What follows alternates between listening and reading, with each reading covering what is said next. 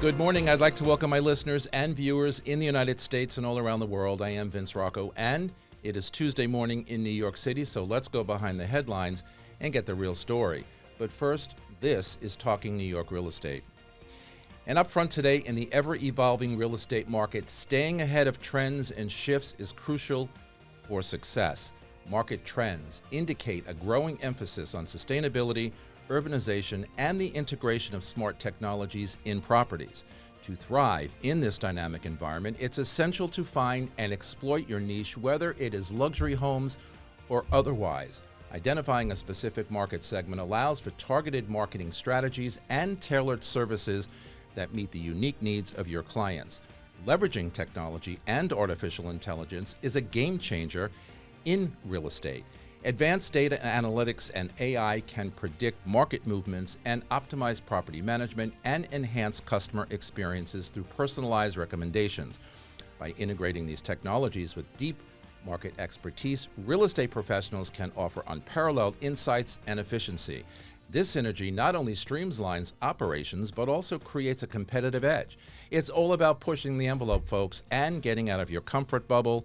We will discuss, and we will have all that and so much more as Talking New York Real Estate gets underway on this Tuesday morning. And in the news this morning, would-be buyers in New York City had second thoughts in April about entering the sales market and signed new leases instead. That contributed to a surge in leasing activity in Manhattan, Brooklyn, and Queens last month, according to the latest edition of the Ellerman report for the rental markets in those boroughs. Many New Yorkers changed their minds about purchasing, said Jonathan Miller. He is president of the appraisal firm Miller Samuel and author of this report. It's a trend that's been gathering steam in past months because elevated mortgage rates haven't received expected reprieve from the Federal Reserve. Instead, interest rate cuts appear to have been pushed to the end of the year or even into 2025. That demand is helping fuel a trend toward higher rents for Manhattan and all the other boroughs. And on Wednesday, June 12th at 9 a.m., the New York City Council will be holding a hearing to consider legislation that will have a significant impact on residential broker commissions. The legislation known as Intro 360 would drastically change the residential rental market by eliminating the ability to negotiate who pays a commission, leading to greater confusion, less transparency, and additional costs for many renters. 5 years ago, thousands of agents showed up to City Hall to push back against similar legislation impacting broker commissions, and last year, thousands more pushed back to stop the bill once again. This year, we must do the same. Councilmember Chayasi is leading the charge, and he needs to be stopped. To stop the bill, we must show up. We need to sign up at City Hall and ensure that agents' voices are heard. Enough of this crap.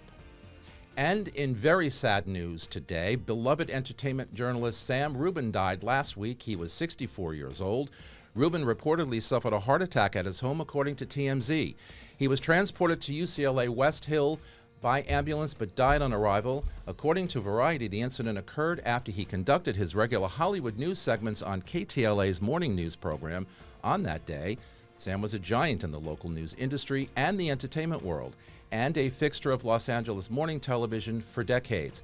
He was also one of the founding members of the Broadcast Film Critics Association and led his own show, Hollywood Uncensored with Sam Rubin, for about 120 episodes. His loss was profound in Hollywood, the country, and certainly here in New York City. Rubin is survived by his wife, Leslie, and their 4 children. And also sad news, Alice Stewart, CNN political commentator and GOP political advisor, has died at the age of 58. According to reports, her body was found outdoors in Virginia where she lived early Saturday morning. Although foul play was ruled out, the cause is not yet known. May they both rest in peace, and may they both their memories be a blessing. And with me today are Ilan Bracha from Corcoran, Jared Antin from Elegran Forbes Global Properties, Sean Soderstrom from the co-founder of Courted, and Daniel Blatman, the agency New York City. This beautiful set here at Studio 1873 is brought to you by the Everset. The Everset provides full-service staging and furniture rental solutions in the New York area. For more information, please visit us at staging.theeverset.com or email us at staging@theeverset.com to request a free proposal.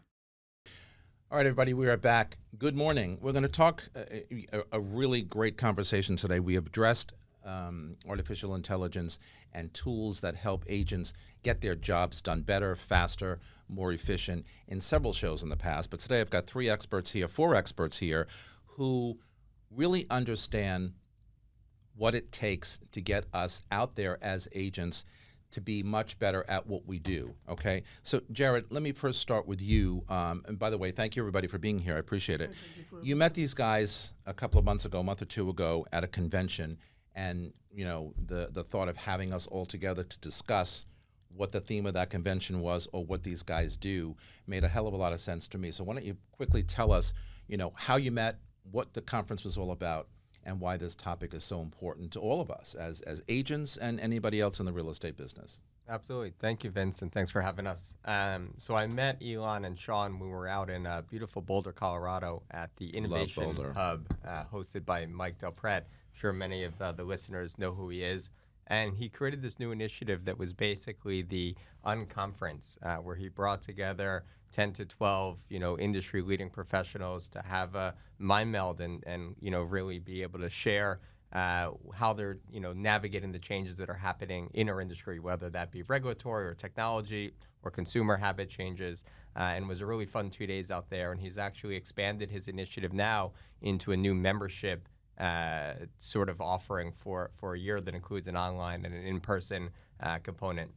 If anyone's interested, the applications are live on his page. I met these two great guys here, and we had amazing conversations and some incredible business synergies. And Vince and I had spoken. We believe that there's a lot that the listeners will be able to benefit from about how you can continue to push the envelope, get out of your comfort zone, and be able to leverage technology during these changing times.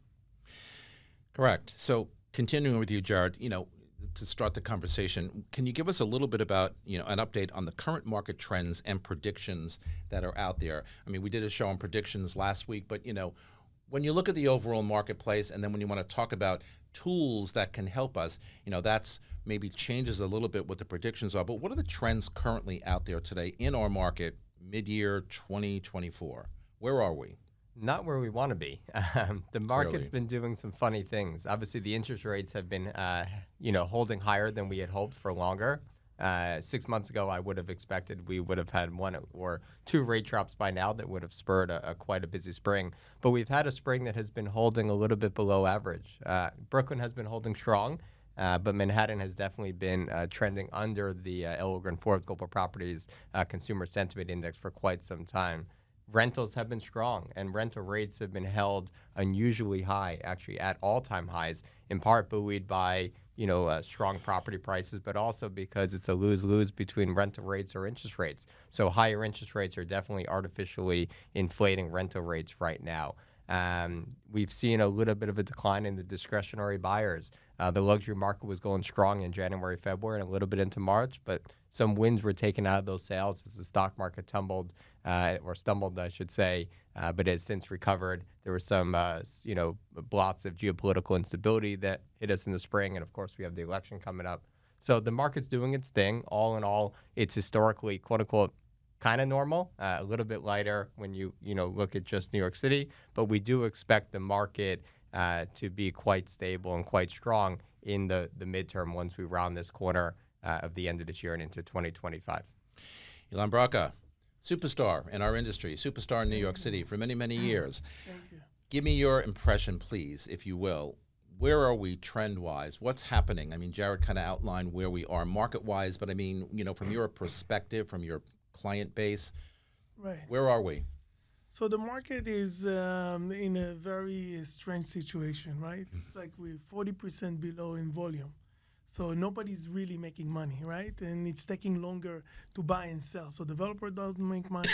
The buyers that think, can take advantage don't really do it because they're sitting on the sideline. Sellers that needs to move in a very bad situation. So it's very funny how to look at it because everybody was thinking by now we're going to be in a different situation. Rates will be down. It will be more volume. We're getting into the springtime. So I think if we just talk about more, like if we, put like a pause for a second for 2024. 2025 is the one that you really want to focus on. So you need to prepare yourself as agents, entrepreneurs, buyers, sell into the 2025 arena, and not, and try to skip the 2024 as much as you can, because what's happening, everybody Didn't wants exist. I know everybody Disappeared. wants to hear right now, like, oh, it's gonna be amazing, and we're getting there because everybody wants to be optimistic. But again, the only thing that you can take from 2024 is the opportunity that's out there. Yeah. As investors. So if you want to be in the real estate game, if you're a buyer or seller, I will tell you, try to focus and push as much as you can. Now, there is some life change event. You can't, move, you have to move now. But if you're an investor, this is your 6 months window. Could be longer, but I will take like I say, 2024 focus on getting a great product. Great product doesn't exist when the market is up.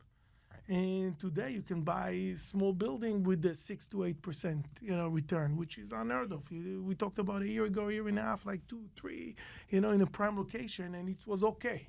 So right now, if you take advantage of the opportunity, that's where I see the trend. It's our industry need to focus on, the buyers and sellers and the vendors that's out there, because otherwise you waste your time.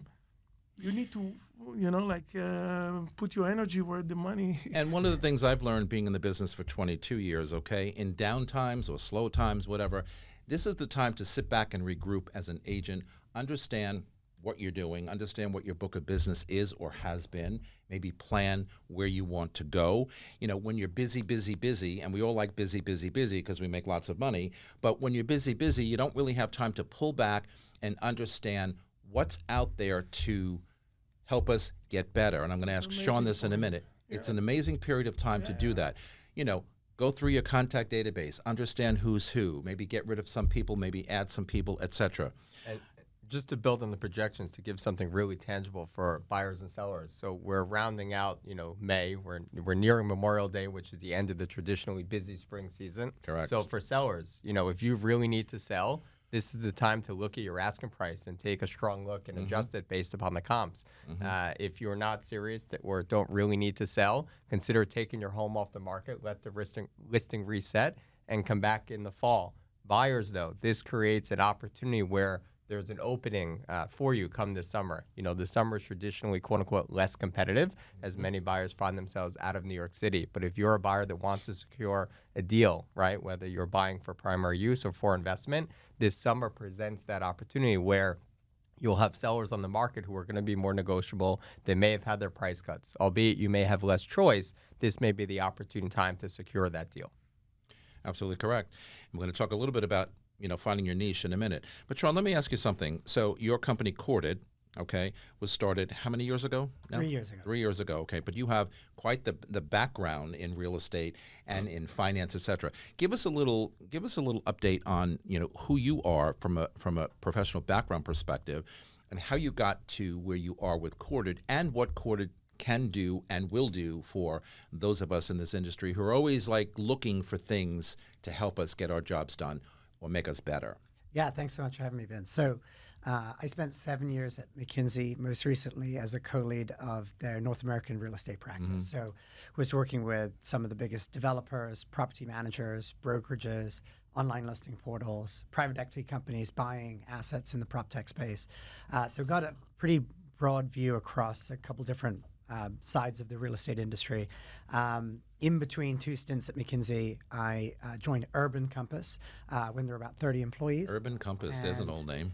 And blast from the past. And I was working with Robert Refkin, and kind of raised my hand on day 2 and said, I'll do everything outside of New York. At which point he said, we have 0.2% market share in New York.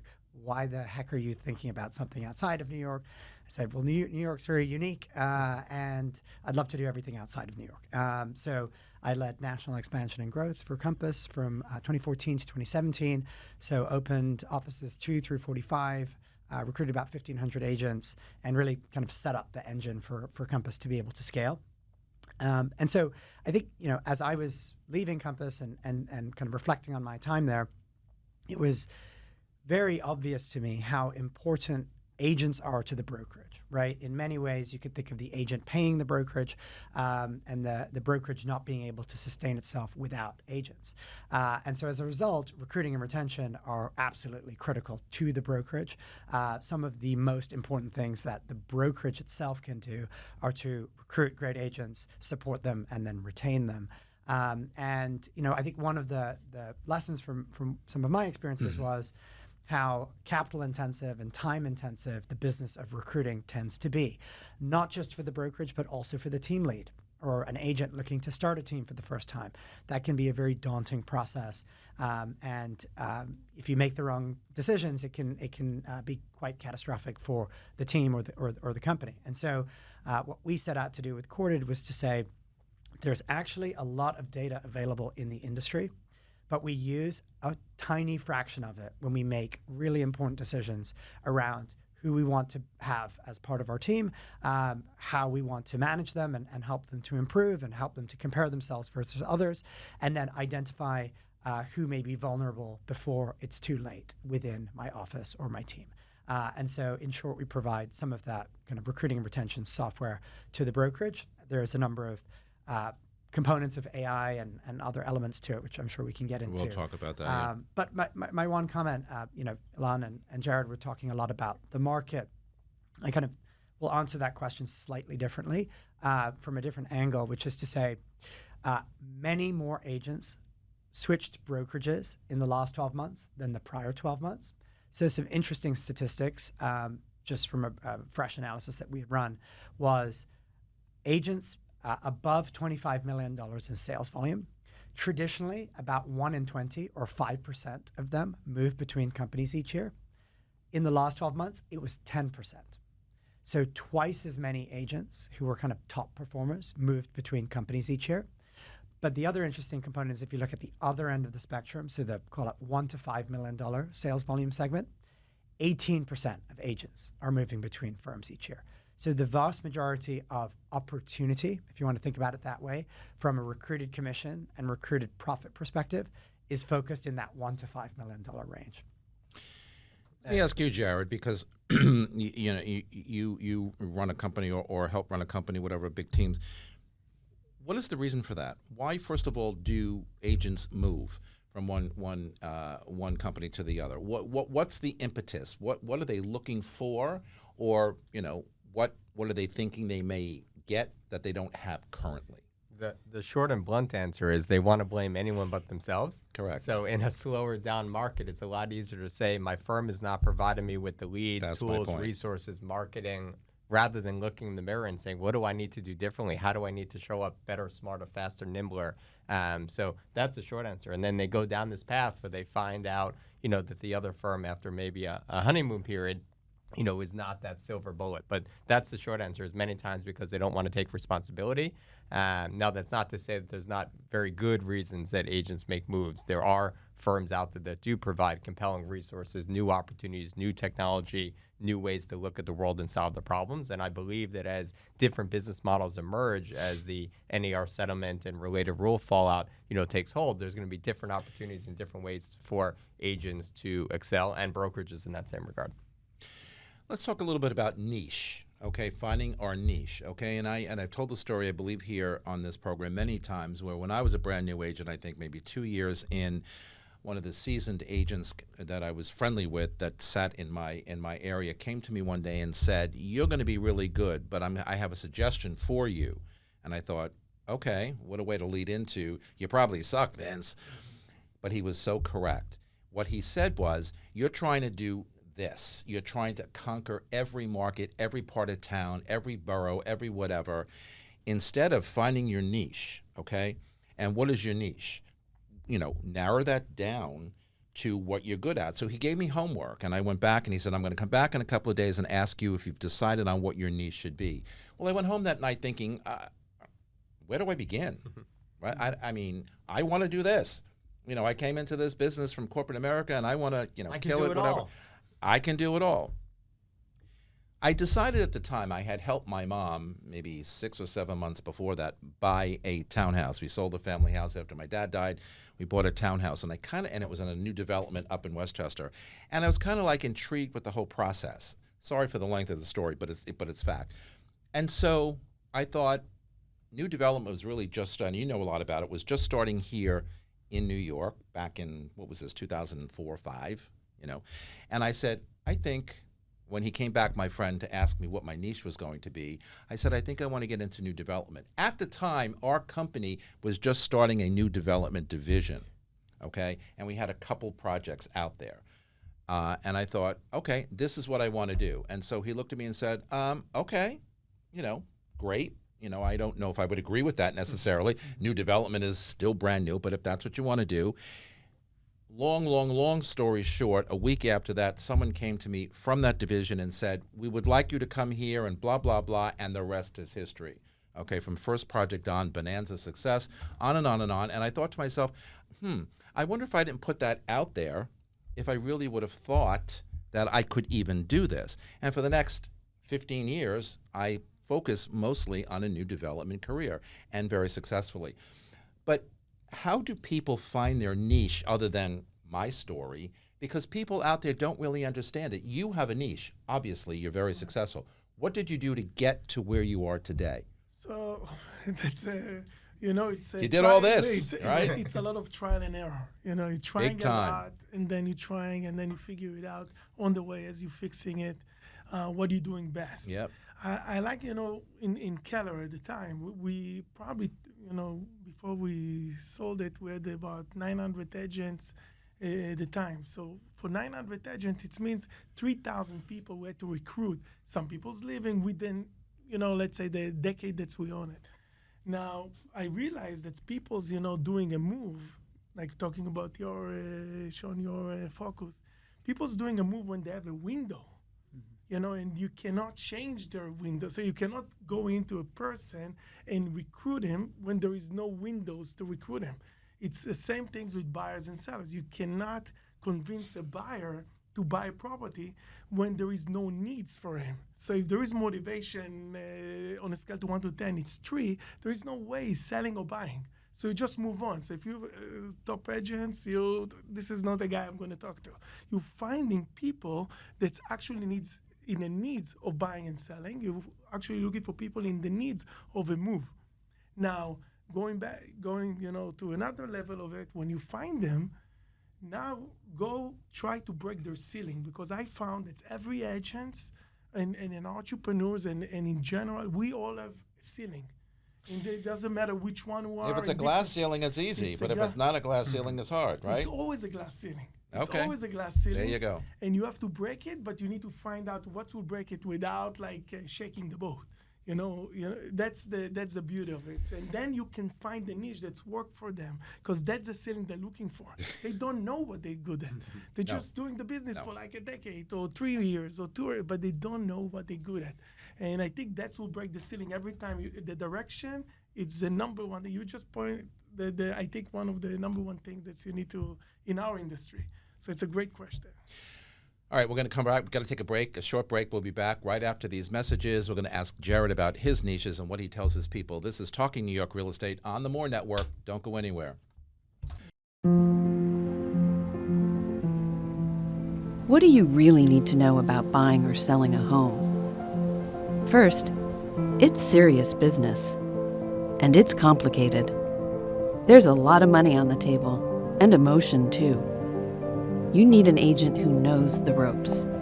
So, whether you're buying or selling your home, work with professionals who have a mastery of the craft. Okay, everybody, we are back, and we are welcoming Daniel Blatman to the conversation. He got stuck on the train this morning. Only in New York City do these things happen. Jared, we were talking about niches before. You know, tell me how you or what you did at the start of your career to kind of figure out a niche for you. And when you talk to your people back at Elegran, what do you tell them when they're kind of fumbling around trying to figure out what they need to do to maybe better hone in on maybe territories, on you know, price points, whatever, to be more successful? What did it do for you, and how do you tell it to other people? Sure. So niches are important things. And to circle back to your question with the end first, you know, in this market, I've been saying a lot of times there's this flight to quality, right? And this trend is only going to continue to accelerate. So those that have a niche, those that are at the top of their craft in a specific part of the market, whether that's penthouses, trophy apartments, townhouses, the west side between these streets and those streets, whatever it is, you need to own and know that and be the best of what it is. So it's very hard when you're starting out to create a niche because you go where the clients are, you go where the opportunity is. And that's okay. You need to be able to get experience however you can. But as you start getting that experience and more business comes to you, you have to make this conscious choice about how am I going to start approaching my business in a proactive, not a reactive way. If you always just go where the business is, you're never going to be able to control your own destiny. So being able to make that conscious choice of saying, okay, I'm going to figure out how to go after the opportunities that I want, whether that's from putting out the marketing in the places that you want to be, in the manner or the voice that you want to be able to put out there. How do you start attracting the type of people that you want to do business with? Is it in the sports clubs or the locations or the places that you frequent? So it's about creating that plan and creating that conscious effort to be able to put out into the universe what you want. And as soon as you do that and putting yourself out there, you start to see how different doors open up or different rooms open up. And, to go back to Ilan's point, breaking through those glass walls or glass ceiling to be able to do that. So that's the advice that I give to myself, to my agents, about figuring out how do you start taking those opportunities and connecting the dots and creating coincidences. Sean, tell us how AI tools can help agents identify, their niche, whatever their niche has been, how they identified, and in competition. So, what is AI or the AI tools going to do for agents out there who are really willing to invest in, the latest, newest, greatest technology? Yeah, so I think we're starting to see more of the, call it, larger teams, but it's starting to happen even at the individual team level, individual agent level, where people are thinking about, in a post-settlement world, maybe we need some specialization to really stand out from the competition. We're starting to see some people actually look at market data to look at which are the neighborhoods that are more attractive, that are interesting expansion geographies for me, or what are some of the property subsegments that would be things that we're not currently doing, but that might be an interesting adjacency to what we're doing today. So that can often come from the perspective of recruiting somebody who actually currently has that expertise. You could think of it also at the brokerage level to say, I want to expand into this new area, either via acquisition or by opening an office and doing that. So a lot of what we're doing is identifying those agents who have a likelihood to grow their business over time, and then allowing you to filter for specific segments or specific areas that might be interesting to add to what you're doing today. The idea is to go much deeper than sales volume or just price per square foot, and to start to look at, for example, if you want to have an honest assessment of how you're doing, how do I compare to other folks on days on market or close to list price ratio, and how has that trended for me over a variety of different time periods, and where am I outperforming the market versus underperforming the market. And so being able to kind of take that view of how do I compare versus others, and how do I compare versus what the market is actually doing today, is it's possible, but it's a challenging thing to do in Excel. And it's easier to use some modern technologies like predictive analytics and machine learning to help guide you to some of those decisions more quickly. Daniel, you're also very popular, but you're also very successful, and you've just recently, I think, won some kind of award for your company. Tell us how you adapt technology in identifying or exploiting niche markets, and what does it do for you, and can you do it any differently? And have you touched AI at all? Yeah, AI is amazing. The New York City marketplace is a very unique marketplace, and I network with agents across the country, because when we're dealing with, you can be a top agent in New York City and do 30 to 70 deals, and it's more about your customer service. How do you really go above and beyond to create a very positive and seamless experience for high net worth individuals? But there's also a lot of clunky back end to that we can learn a lot from somebody in Texas or Ohio who does 500 deals in order to get to the same sales volume. So by figuring out how can we leverage technology and AI to create a more seamless process, and also I can type into AI, how would an agent in Ohio do this kind of sales volume, and it actually teaches me everything that somebody would need to do so that I can figure out what are the inefficiencies in my business. And then I try and say, how could I take that and make that into a higher customer service level? How can I take that and do that like how Louis Vuitton or Chanel or somebody else would want to, how would they represent that to their customers? Good taste, Louis Vuitton, Chanel. Okay, keep going. You know, Chanel's got to be doing something right when they can take that bag from $4,000 to $11,000 in 5 years. Yes, they can. I don't know what changed. And there are people out there who are willing to pay for it. A lot of them, and they might still come from Ohio. But so it is figuring out all of that. And when you're a new agent, I recently, and I was never a football player, but we have, as real estate agents, especially in New York City, with our competitive environment, what people don't think about is they get into the business thinking, oh, I'm going to get into business because I failed at everything else and real estate's my only choice, or I want to sell real estate and they saw shiny objects on $1 Million Listing. But we have the ability to make more money than almost every professional athlete, minus the ones that you hear about these massive contracts. What is it? A second string NFL player is $500K a year, and their average time in the business is 3 years. Yeah. So, I mean, the average real estate agent also doesn't make much money. So let's say it's 30 grand. But in New York City, we have an ability to perform at such an elite level, and we need to view ourselves as that elite level. So you can leverage technology to if you're newer in the business, or you're trying to step into a niche that you haven't participated in before. Like for me, I am dying to learn how to do Fifth Avenue and Park Avenue, not because I want to fit into that group. I would be a terrible WASP, but I just haven't done it before. I've gotten close, but I haven't done it. So, and I've sold Central Park West, I've sold some and everything. But in order to do that, I need to understand, what is the history of each building? Why does one person buy into another building? And I can look at the trends and the layouts and figure out what type of person bought into each building. And you can understand what the history of each building was over the last 20 years. So you can build that knowledge just like a professional athlete watching their competitor game tape for that entire, the week leading up to when they're going to play. When you realize the money that's at stake from doing that one deal, and the knowledge that you need to have, there is nothing in our current technological climate that limits the real estate agent from gaining that experience, even if they've only been in the business for a month. This brings me right back, excuse me, to the topic of our show today, okay? Getting out of your comfort zone, getting out of that box. No one does anything successfully if they stay in their box. I agree with you 100%. My only thing is, how many people, how many agents who are in this business forever and ever and ever are willing to take that step and go there? Because they realize that there is a technology, or there is something new in technology that can help us get there. I mean, data analysis, we talk about data all the time.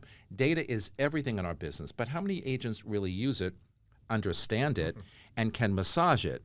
Probably less than 5%. Yeah. Sadly, true. Right? And yeah, it's very true. And this is there's so many nuances, and because you can't make your kitchen larger for the most part. You can't make your bathrooms larger. You can't make the windows larger or lift them up on the wall. There's so many things that we are limited to in the boxes that we get to fit each client in New York City. So you got to figure out how to market it. You got to figure out what are the nuances between each building. Why does one trade at 1.8 and the other one, very comparable, trades at 1.3? So And that is an emotional response to the way that somebody perceives that particular building and those layouts and the room proportions. Mm-hmm. So somebody needs to understand, why is that emotional response there and what is the value on that? And this is where it becomes join a team. No matter how long you've been in the business, you need to figure out what kind of business you want to run and how much money you want to make. My favorite comment, I learned this from an assistant on a top real estate team years ago, when there is an agent that will just walk around and say, I've been in this business for 30 years, 40 years. Like that means something. Right. And we just look at them like, I don't care. I didn't ask. Because I can do 100 deals in a year. They might have done 10 deals a year at all. So my 1 year was 10 years of their experience. But my 1 year also gained me a lot of experience in today's economic climate, whereas their 30 years of experience is so far behind the 8 ball. So it would behoove them to check their ego. And unfortunately, there are a lot of egos in real estate. But if people could check their ego and figure out, what do I need to learn? Who is the best person to learn that from? And should I join them or partner with them on specific things to learn what they have to offer? And then I can take that and do my own thing or reassess. But checking that and creating more collaboration in the real estate community would be astronomically helpful. Well, as I've always said, real estate is akin to show business, okay? And everybody thinks they're a movie star. Ilan, let me ask you, so what is Homage? Tell us about Homage. Okay, so Homage, I don't want to touch the sport, example that he, mentioned, because this. I was never a football player either, but if you follow my posts during football season, you think not only was I a football player, but oh my God, I love football. No, it's a great point, because when you're professionals and we're thinking, at least we, the mega agents, we're thinking we're professional in what we're doing, and every agent wants to get to this level.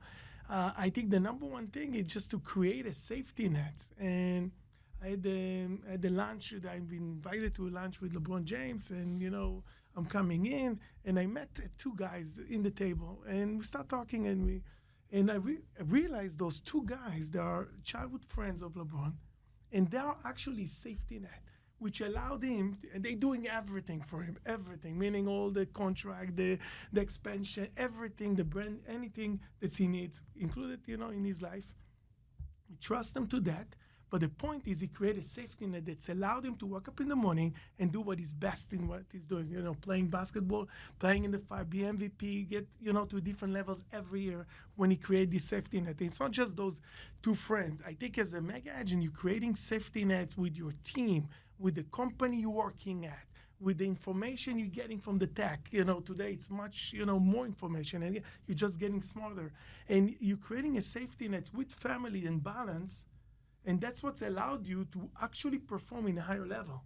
So it's not just about, let me make a sales, I just sold $20 million apartment, or I just sold, it could be 1 year, but how can you do it every year and do the best? You need to start to think, and that's stuff they don't teach in school, to create safety nets around you in your life, in your business, and in different ways. And it's constantly changing, but you need to, so I think this is that's the example, and I'm going to go and touch on it. Jared, how do you discuss collaboration between your agents and platforms like Elegran's platforms and Homage? I mean, what is the hook there? Yeah, just to go piggyback on the last piece, we have a whole business building journey, right? And the ultimate question that we ask is, when you go and take a month off, what happens to your business? Does it thrive, survive, or fall apart, right? For many, it's going to fall apart because they're relying on it. We want to get you to where you can build that business that actually thrives without you. Get yourself out of the operational, get yourself out of the cog on the wheel, and allow yourself to delegate and elevate. And that is so hard, because most of the best salespeople are horrible, horrible managers. They just can't do it. So we've put a ton of safety nets in place in that same example to be able to support our agents with the right people around them, so that they have that delegation, elevation, and we can support them with their business. They can do the best what they're best at, Exactly. Actually buying and selling, Absolutely. All right, we've got to take a break. This is Talking New York Real Estate on the More Network. We're coming right back with so much more. Don't go anywhere. Okay, so explain Homage. What is it? So Homage, which is mean respect, and the way we came about with the name is basically, in order to do any trade, buy and sell, you need to respect my number, I respect your number, and then we can do a trade. So Homage is a trading platform that's allowing seller to trade their property to another property. So if it's investment, it's obviously easy. You can do the exchange, which is, the 10-to-1 exchange. When when it's not an investment, it's a little bit challenge, and because you actually, what they're doing, they're choosing one of whatever we have in our platform. What does the platform actually do, though, in a trading situation for one property over another, or one property and then another? So it's a great experience. You're going in and you're putting your property, and then you're getting a buying power. So whatever the value of your product, or whatever, if it's a condo, and we're focusing on condo in this moment, we have a lot of co-ops coming in as well, but we're focusing on condominium. It's easier to value. and then you give them a buying power. Let's say it's a $2 million apartment. You have a $2 million to buy anything in our platform. And in our platform, we already have like a certain amount of setup numbers that we already set it up, and this is the arbitrage that we're making. So that's how we're making. We're explaining. We disclose it. People like it. We have. It's funny how it's as the platform's growing, you find seller that wants to buy and buy, finding a seller that wants to buy, and they're trading it like that. So it's like it's very interesting. It's baby still, but it's an amazing where it's going. Daniel, do you see use for that platform, that technology? I mean, I'm fascinated by it. I think that there are a lot of utility to it, and if there is, I don't know how it would perform in like New York City's real estate market overall, because there's a lot of other things that, like, there's nothing like working with a new agent who presents an offer to you, but that offer doesn't qualify for a co-op, which means it's not a real offer. But I'm connected with a lot of wholesalers across the country, a lot of investors doing 1031 exchanges. I do a lot of creative finance and own a lot of investment properties myself. So when I hear this, I'm like, this is fascinating.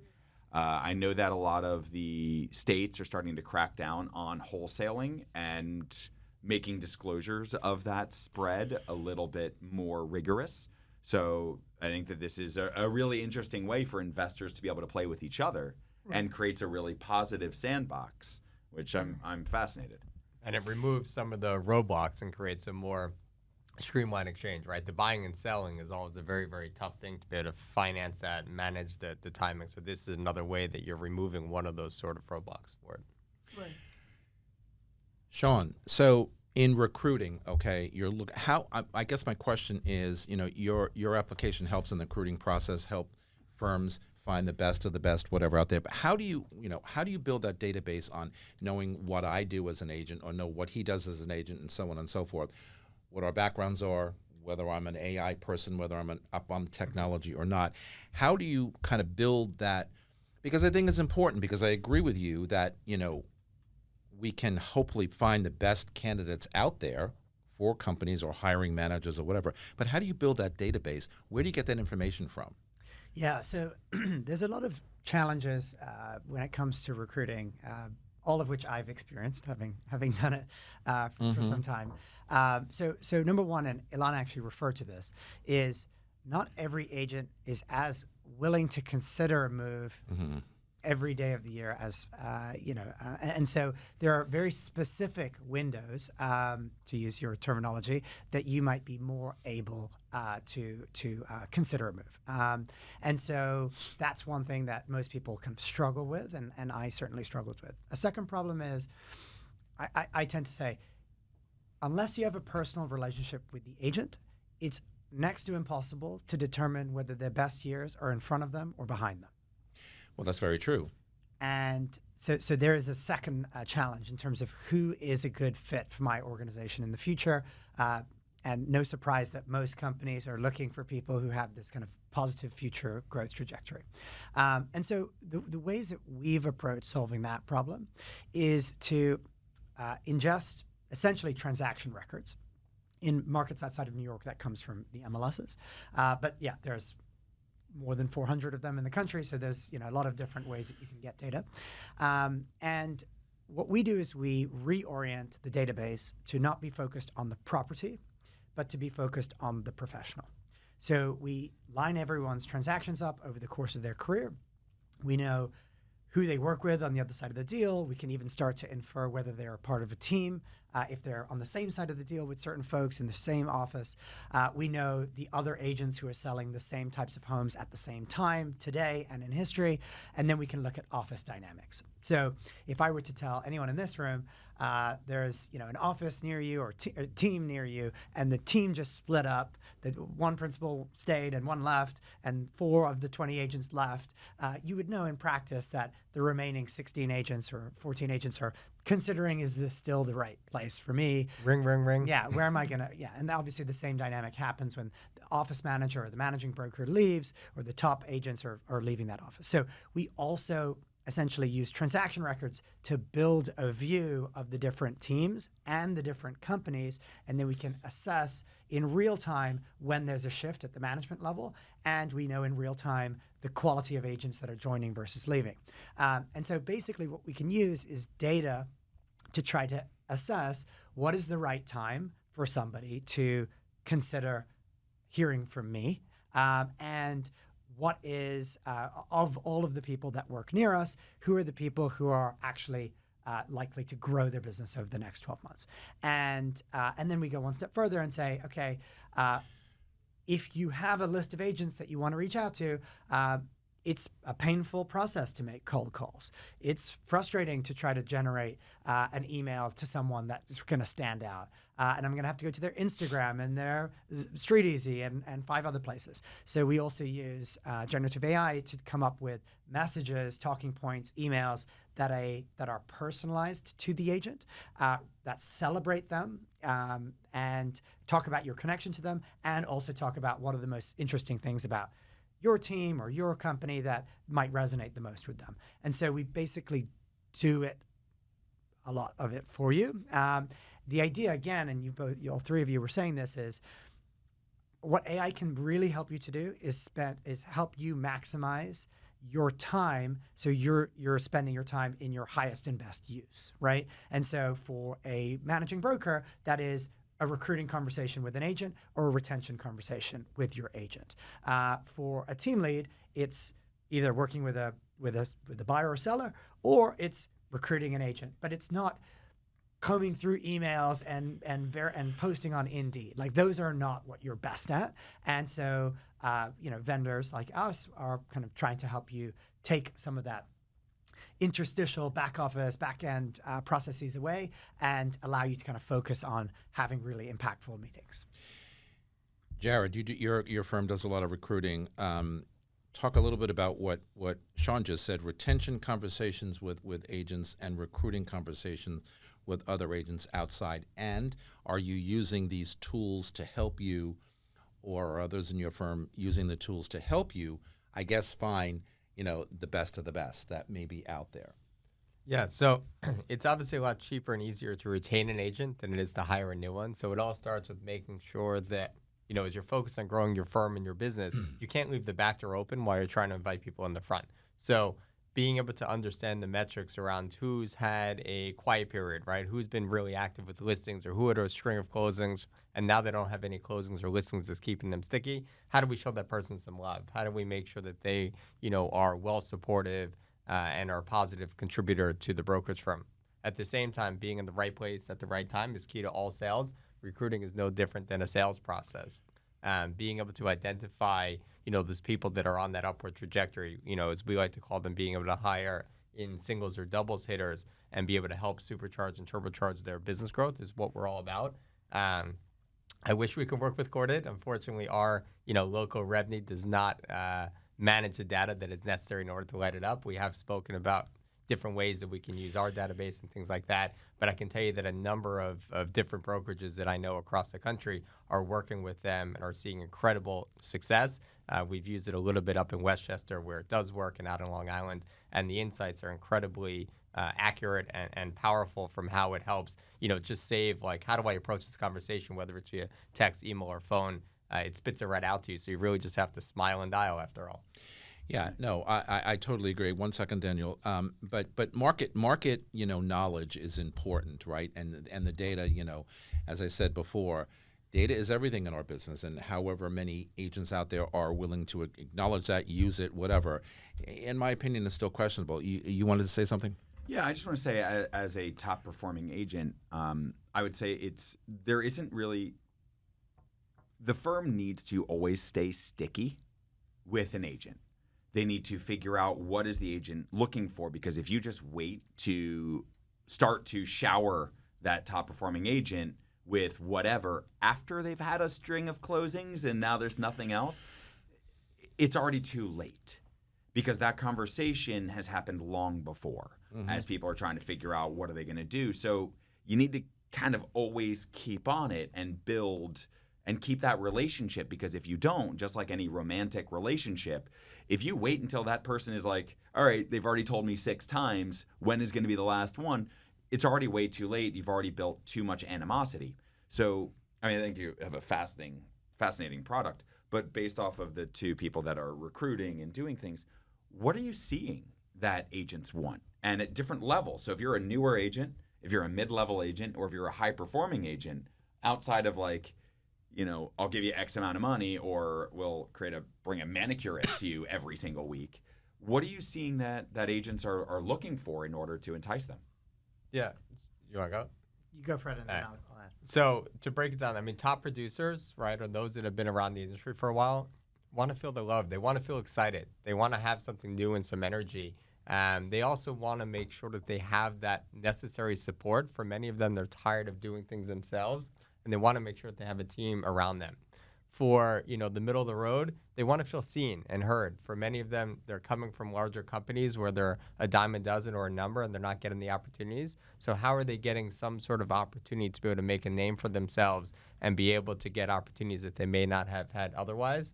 And, you know, for entry-level people, they're in this, what we affectionately call this unconscious incompetence. They have no idea what they don't know. And it's a matter of helping them wake up to the realities of the market, educating them in a positive, productive way. And no matter where you are in the stage of your journey, you know, we've built this whole agent journey roadmap, and it's all about how do we partner and support with our agents at every step of their career to help you through. So agents need something different every step, but it comes down to being excited, being rewarded, feeling heard, seen, and really offering that support for them. I agree with what you said. I think what's really, fascinating about this industry is there is a huge spectrum of different brokerage models, team models, and each of them can appeal to a different segment of agents in a different way. So a group that you didn't talk about so much, right, Jared, is the group that feels I may have a team, I may have a good sphere, or I may be doing really well with online leads. I need a brokerage that's going to get out of my way and charge me the least. Mm-hmm. And there's been a migration of agents to those companies over time. And, you know, we'll see what happens with that type of model in the future.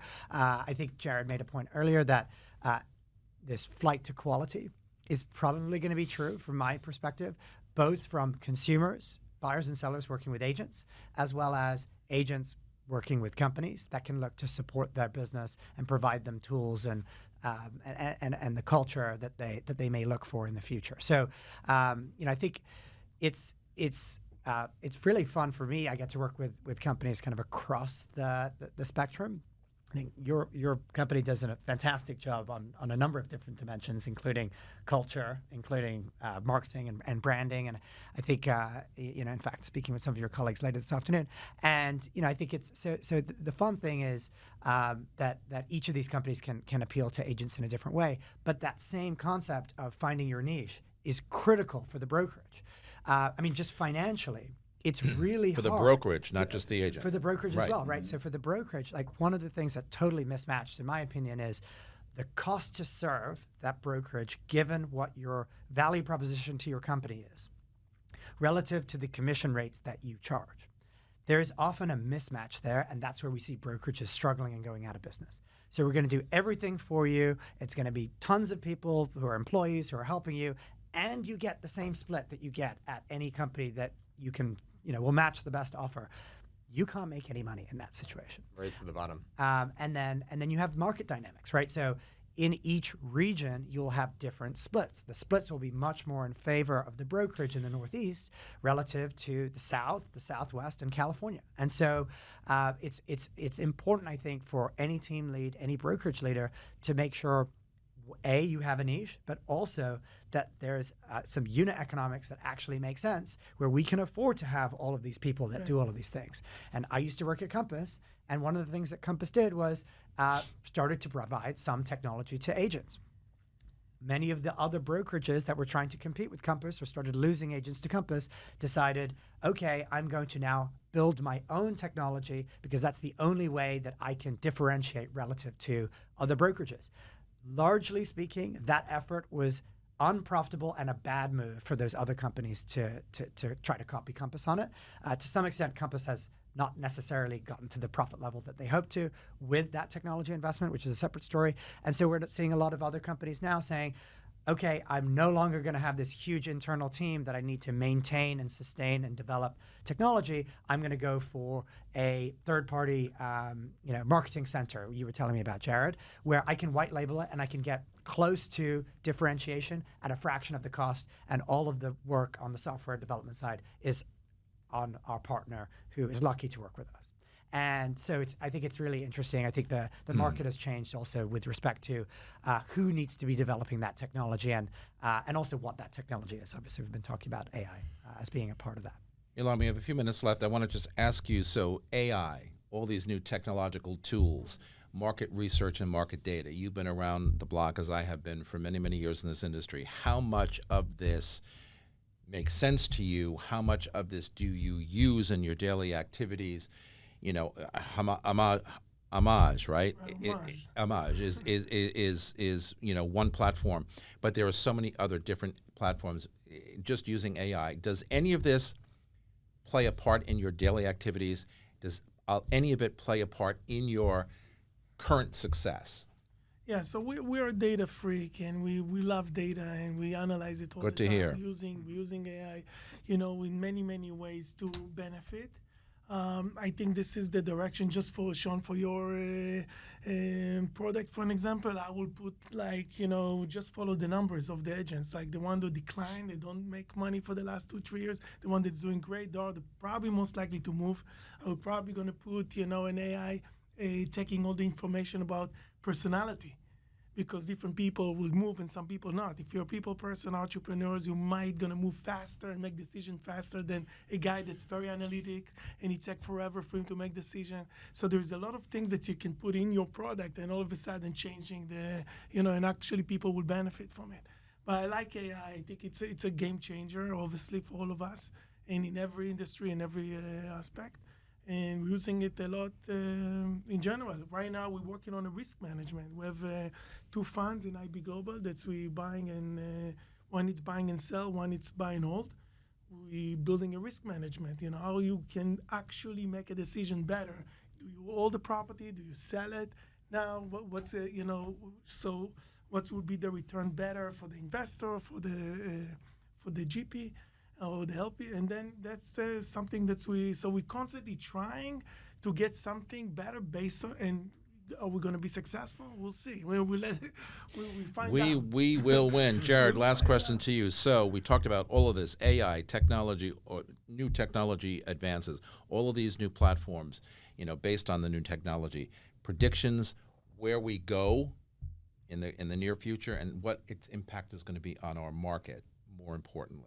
So Daniel said it best. You got to act, right? Go left or go right, but go. So this market is changing. It's dynamic. We will see interest rates reduce. It's not a question of if, it's a question of when. Agents need to use this time now to really build their credibility with their clients, to find those new clients, to be able to cement it so that when interest rates drop, in my opinion, January 2025, they are ready to be able to advocate for their clients. I do believe that when rates get back, my magic number is 5.5, you're going to have a bigger transaction boom than we saw during the early days of COVID. People need to move. People have been stuck in their homes for way, way too long. So I see there to be an incredible boost in transaction volume. I see agents having an incredible busy time ahead, and those that have been able to delegate and elevate, those that have the right support structure, those that are using AI and technology will capture more of this market than others. So this is the time to get ready. Don't get lazy, rather dive in with both feet and use this time to prepare. This is the off season, and the season is ahead of us. All right, with all that said and well said, we're coming right back with my closing thoughts for the week. Don't go anywhere. All right, we're back with my closing thoughts of the week. In the ever-changing world of real estate, the winds of market trends and shifts blow constantly, reshaping landscapes and opportunities. Astute professionals navigate these currents by finding and exploiting their niche. With all this change, technology and artificial intelligence emerge as the silent genius here that unlock new dimensions of data efficiency and foresight. By By harnessing AI-driven insights, real estate visionaries can foresee market ebbs and flows, tailor experiences to individual clients, and streamline operations with unparalleled precision. Getting out of your comfort zone is never better. And that's our broadcast for today. Thanks to my guests for being here on set with me. You can follow me on Facebook, on Threads, Instagram, LinkedIn, or TikTok at Vince Rocco, or my website, thinkvince.com. Confucius says, choose a job you like and you will never have to work a day in your life, and the only person you should try to be better than was the person you were yesterday. And from all of us here at Talking New York Real Estate and the More Network, to all of you all around the world, thanks for spending a part of your day with me, and I will see you next time. Goodbye, everybody.